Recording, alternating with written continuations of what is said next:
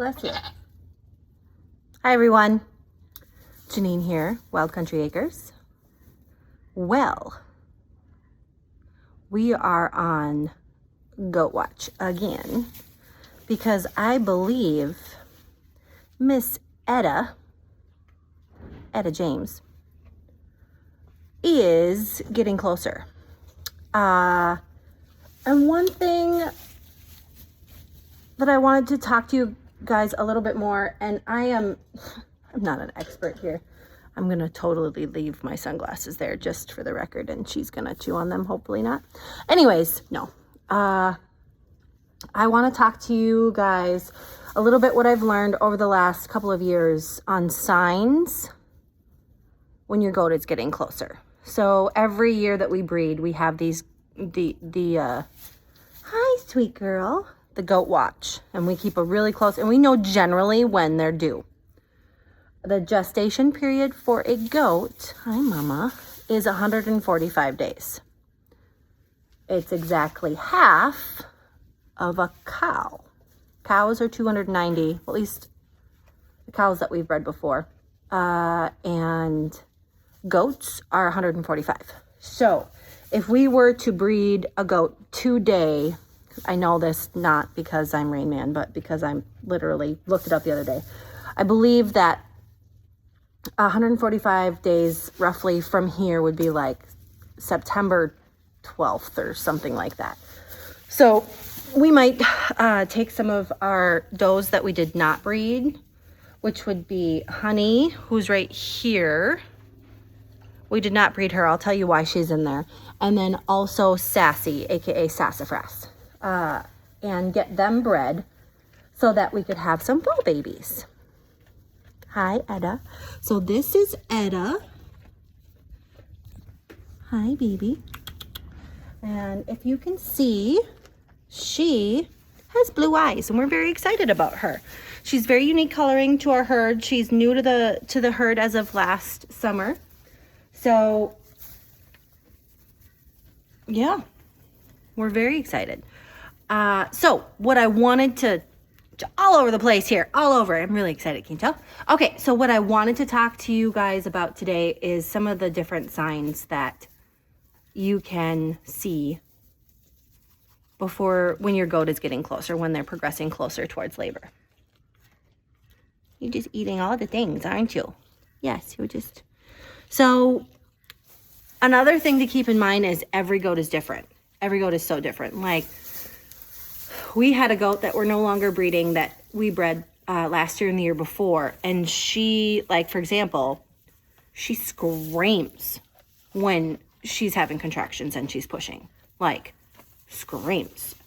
So you know very much when she's pushing. And you can run out to the barn. Miss Star, that recently had the 5, she barely makes a peep. She goes, meh, and that's it. So every goat is different. And every goat is different when they're showing you their different signs too. Last year, Edna, who is not the one in the front, but the one in the back, she bagged up, and then she had her babies within 12 hours, like super fast. Her tendons didn't completely go out, but she bagged up, and then bam, within 12 hours she was having her babies. And she had 3 last year. One of which is right behind me. That's Honey. We kept her. And we bred Edna to the same sire. So anyways, there are several different signs to look for when your goats are getting closer. There are tendons that attach, and I know you've seen me talk about losing their tendons. And they don't actually lose their tendons. Their tendons soften, and it gives some wiggle room literally in the birth canal. Hi, honey. Well, you're not honey, but I call all my goats honey. The other thing, so that you literally feel, like right in here, and usually there's like you can feel 2 tendons, like pencils at an angle coming down. And when they're getting closer, they lose them. So they soften so much that you cannot feel 2 little pencils. One on each side of the tail. coming from the spine or somewhere around the spine.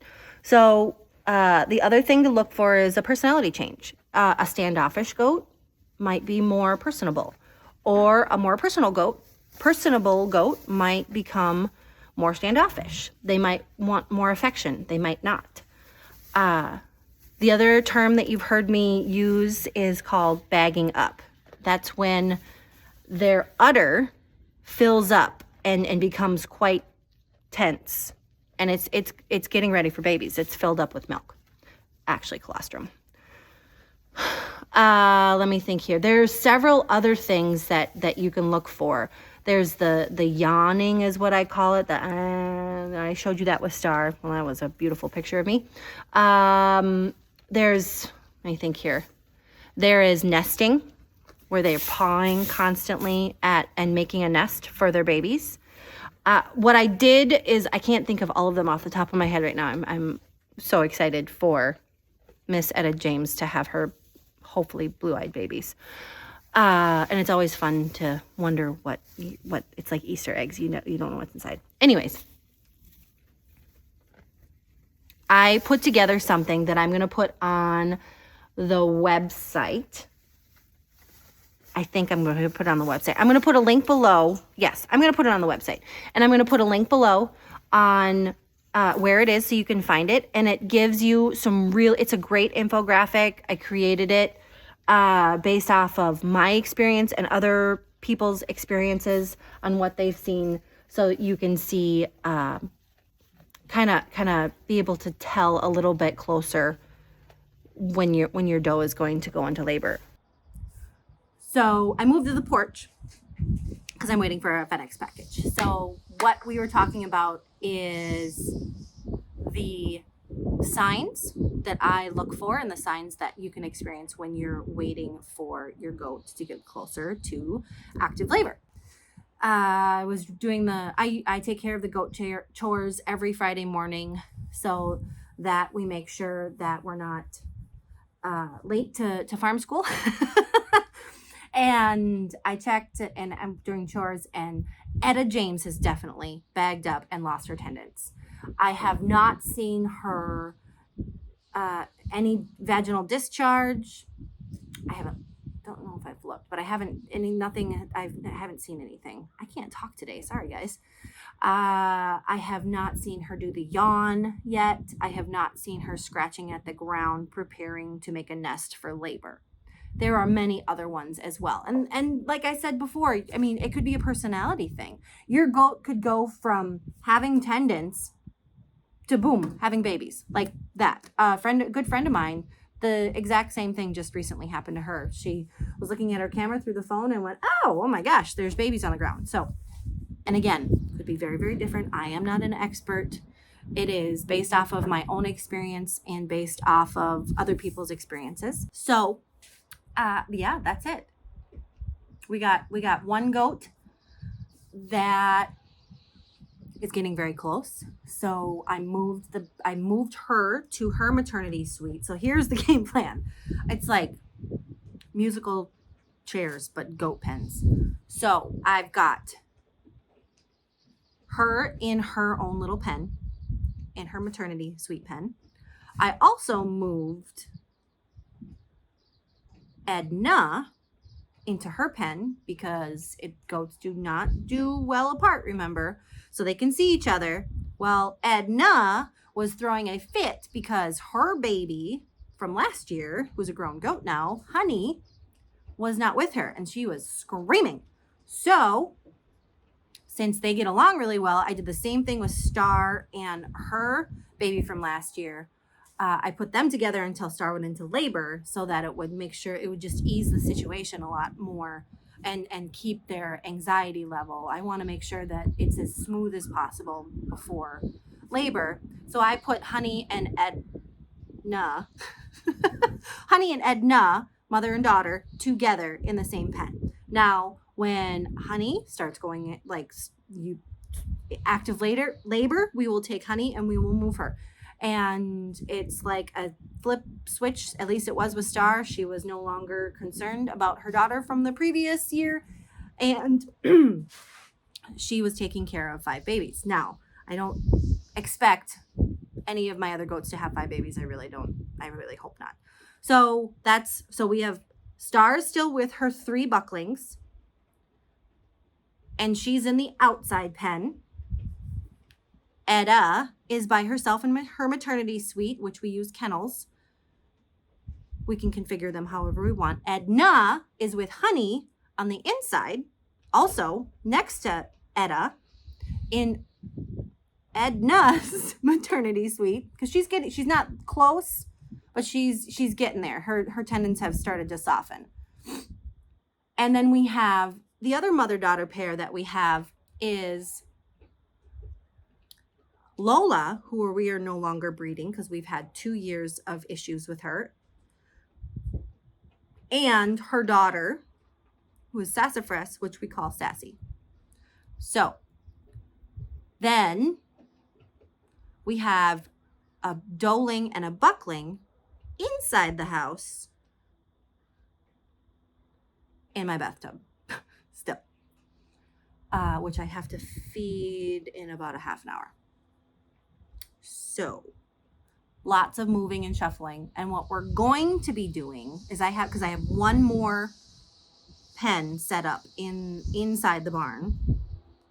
So I have 3 pens set up in the barn. Is I'm going to be splitting the babies eventually off of each other, off of their mother. So I'm going to try something new this year. Is I'm going to leave Star with her babies for 2 weeks. So it'll be 1 week tomorrow. And then at that 2-week mark, I'm going to start rotating her off and on of her babies. In the cow world, they call it calf sharing. In the goat world, I would assume they would call it kid sharing. And what you're sharing is the milk. And the game plan is to milk the does in the morning. I still have to finalize a time that I want to, because you should have it 12-hour increments. If you wanted to milk twice a day, you would have to milk at 7 a.m. and 7 p.m., 5 a.m. and 5 p.m. It has to be 12 hours apart for them to remain healthy. Maybe 15, 20 minutes here and there is not going to kill you, but as close to 12 hours apart as humanly possible. What I'm going to do so that I can continue to homeschool, do some consulting, which is something new, and run the farm and the garden and all the things, is I'm going to kid share the milk. So I plan on milking the does in the morning. I have to teach 2 of them how to milk. That should be fun. And then put their kids that were separated for them overnight in with their moms. All in one general pop community pen. It's like prison. So again, here's the rotation. In the evening, roughly 8 p.m., we will take the kids and put them in their own pen. Then 8 a.m., we milk, put the moms back in with the babies. We will have to feed the babies bottles. We might have to feed the baby a bottle in the evening. Most likely not, really, because the goats don't eat overnight. So we might not. And the reason that we want to do this is we have some time that we know that we are not going to be able to be here or have somebody here in the morning and the evening. And it's much easier to call somebody up and say, phone a friend, hey, can you come milk my goats? I know that's a thing. It sounds weird. Once rather than twice a day. So this is brand new. We've done it before where we pulled the kids immediately and bottle fed them all. We've done it where we let the moms raise their kids. That was last year. And now this year, we are going to kid share the milk. Clear as mud? Clear as mud. This is going to be an interesting video to edit, just so you know. I'm all over the place. So, yeah, that's the game plan. for the milking. And I'm really excited to share with you on my experience with training a milking goat, a dairy goat, to the milk stand. Star has started, none of my goats got milked last year. We had a, like I said, I think I mentioned it before in a different video, we had a mishap with taking down pens and using them for something else, and then we couldn't use them, and we didn't have anywhere to split the babies up to, and it was a mess. So I'm like, you know what? Apparently I'm not milking this year. So I'm really, really excited to milk. It is, the more that you do it, it's definitely can get like, oh, can't go anywhere because I have to milk. Oh, I have to be home because I gotta milk. Cleaning things. But it is so, so, so rewarding. So rewarding. You have beautiful fresh milk from your healthy goats. Now, if you really wanted to get into a fun conversation, you could talk raw or pasteurized, but I'm not going to go there. It's amazing. I make cheese. I make yogurt. We have milk.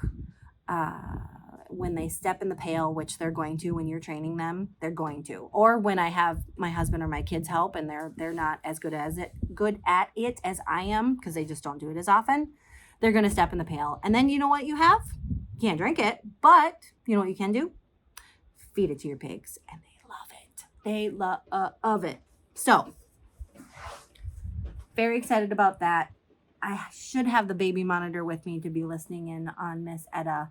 I'm going to be like helicopter goat mom for a while. Like today, I was supposed to possibly have lunch with my husband. I mean, he could bring something home, but I'm probably not going to go anywhere. And then, you know, tomorrow I have plans. So hopefully everyone can stay here and watch for the babies. Be on Goat Watch. What, part 3 or 4? I can't remember which part I'm on, but we're in Goat Watch again. Thank you so much for joining. Janine from Wild Country Acres again. Please ask any questions that you would like in the comment section below. I'm sure you're going to have a lot of questions, especially since I'm all over the place. And if you find this video useful or entertaining or all of the above, or want to support us in general, give us a thumbs up, subscribe. And if you want to be like above and beyond rock star, you can share it with other people and be like, dude, look at this farm. This family is doing the things and all the things.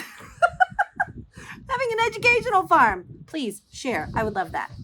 And I'm also going to be working on the website a little bit more. It needs a makeover.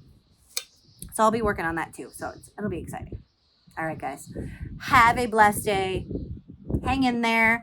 I'm going to be, I'm sure, having more updates very soon.